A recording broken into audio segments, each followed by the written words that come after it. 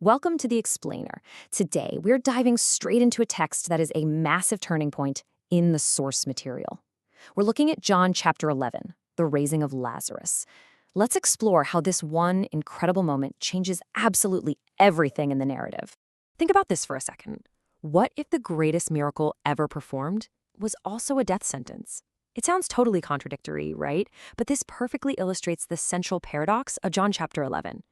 The raising of Lazarus isn't just this stunning revelation of divine power over death, it actually acts as the primary catalyst that accelerates the plot, directly leading to Jesus' own crucifixion.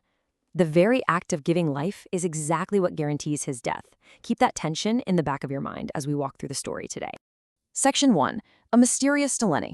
So the narrative centers on a family Jesus deeply loved, Mary, Martha, and Lazarus. When Lazarus gets sick, the sisters send a profoundly simple message to Jesus. They just say, "Lord, the one you love is sick." Now notice what's missing here. There's no demand. There are absolutely no instructions on how fast he needs to get there or what he needs to do. It's just a simple, faithful message, trusting that his love will be enough to move him to action. But then, the narrative takes a really shocking turn. Jesus gets the message, but he doesn't rush to Bethany. Instead, he says something incredibly mysterious. He says, "This sickness will not end in death. No, it is for God's glory." And then, he just waits. 2 full days. By the time he finally arrives, Lazarus has been dead for 4 days. I mean, from a human perspective, he is entirely too late. And you can imagine, this creates immense narrative and emotional tension for everyone involved. This really highlights a major theme in the text: human expectations versus divine purpose. Look, we generally want immediate rescue, immediate healing, and immediate answers. Mary and Martha certainly did. But the text explains that the delay wasn't because of a lack of love. Instead, it shows that Jesus sometimes allows situations to reach impossible, totally irreversible stages so that God's glory can be fully revealed. The delay was agonizingly painful, yes, but it was not meaningless. Okay, so when Jesus finally decides to head back to Judea, the disciples are terrified. The religious leaders there had just recently tried to stone him, making this trip seem like a total suicide mission. Yet Thomas responds by saying, "Let us also go, that we may die with him." We usually remember Thomas as the doubter, right? But this beautifully captures his surprising courage and loyalty. He doesn't completely understand what Jesus is doing, but he's willing to follow him into danger anyway. It goes to show that true faith is so often mixed with fear, confusion, and a highly imperfect understanding. Section 2. I am the resurrection. Jesus arrives to find Lazarus has been in the tomb for 4 days. And in Jewish thought at the time, 4 days emphasized the absolute reality and finality of death. There's no going back. Martha meets Jesus on the road with this incredibly raw human statement. "Lord, if you had been here, my brother would not have died." You can just hear the heartbreaking disappointment in her voice, can't you? Yet, at the exact same time, it's a statement of enduring confidence. She still believes in Jesus' power and trusts that God will somehow work through him. Jesus tells her that her brother will rise again. Now, Martha naturally assumes he means the resurrection at the end of time, which was a common Jewish belief. But then Jesus delivers one of the most important declarations in the entire Gospel of John. He says, "I am the resurrection and the life." This completely shifts the paradigm. Resurrection isn't just some event in the distant future anymore. It's deeply rooted in the person of Jesus himself. He is claiming ultimate authority over both physical and spiritual death.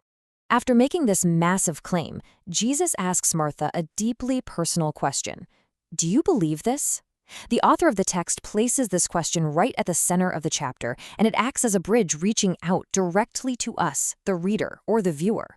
The miracle of Lazarus isn't just a historical demonstration of power. Its primary purpose is to lead people to faith. Martha responds by declaring Jesus is the Messiah, importantly exercising genuine faith before she even sees the miracle happen. Section 3. The shortest verse. Martha goes to get Mary, who then falls at Jesus' feet, completely dominated by raw grief. Seeing their immense pain, Jesus is deeply moved. The theological conversation essentially ends here, and the sorrow just takes over. And then we read the shortest verse in the entire Bible. Jesus wept. It is remarkably brief, but the profound weight it carries within the narrative is staggering. Let's unpack the layers behind those tears for a second. Why would Jesus cry if he already knew he was going to raise Lazarus from the dead? Well, first, it demonstrates his deep compassion and his genuine humanity. Second, it shows that God is not emotionally distant or detached from human suffering. He enters right into the pain and mourns with those who mourn. And finally, the text suggests these tears reflect a profound sorrow over the destructive power of sin and death in the world. Death was not part of the original design, and here Jesus stands face to face with the devastating reality of human brokenness. Section 4. Lazarus, come out. Jesus approaches the sealed cave and commands the stone to be moved. Martha hesitates, warning of the odor, which is a striking symbol of how our own faith often falters when faced with the gritty, messy realities of our circumstances. But the stone is rolled away. Jesus prays publicly and then cries out with a loud voice, "Lazarus, come out." With those 3 words, Jesus demonstrates undeniable, absolute authority over death itself. And Lazarus shockingly emerges, still wrapped in his burial cloths. Jesus then gives a second command, "Take off the grave clothes and let him go." This carries a really rich spiritual symbolism. According to the text, it illustrates how believers are called out of death into life, but they still have a responsibility to intentionally leave behind the grave clothes of their old life. We're talking about things like sin, fear, guilt, and spiritual darkness. Section 5. The deadly aftermath. Now, you'd probably expect unanimous celebration after something like that, but instead, this astonishing miracle creates deep, deep division. On one side, witnessing the miracle leads to genuine belief in Jesus. But on the other side, the religious leaders, the Sanhedrin, are driven entirely by panicked self-interest. They aren't even debating the theology of the miracle. They're gripped by political fear. They're absolutely terrified this growing influence will provoke the Romans to come in, destroy their nation, and strip away their power. In the midst of all this panic, the high priest, Caiaphas, makes a cold, hard political calculation.